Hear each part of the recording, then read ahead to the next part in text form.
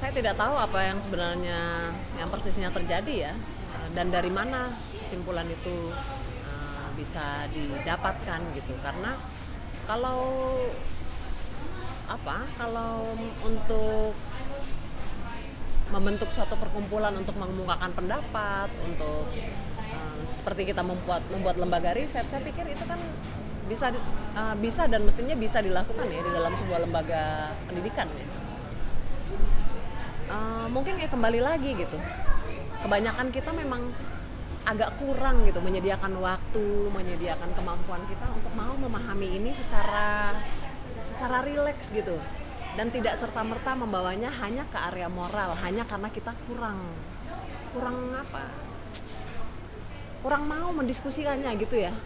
Kalau saya sih merasa yuk kita diskusi baik-baik gitu ya, karena kan kita sendiri juga bukan pemegang otoritas kebenaran ya. Saya pikir kalau seseorang yang mempunyai otoritas demikian tinggi ya, tentu harus berhati-hati dalam mengeluarkan statement ya, karena bagaimanapun ini bukan bicara hanya tentang satu kejadian atau satu tempat saja, tapi kan ini bicara tentang seorang pemimpin yang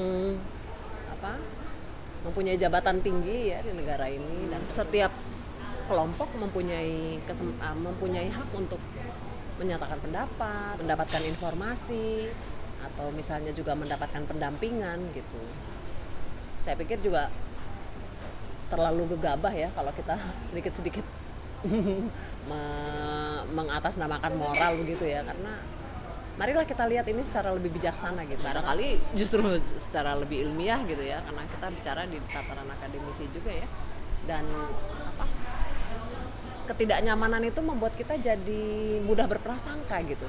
Balik lagi, karena ini kan kelompok yang kita anggap the others gitu ya. Jadi prasangka pada kelompok the others itu biasanya memang lebih banyak gitu, karena mereka kan bukan yang dominan, bukan seperti heteroseksual yang dominan yang menentukan norma-norma gitu, atau kita sebut sebagai heteronormativitas itu.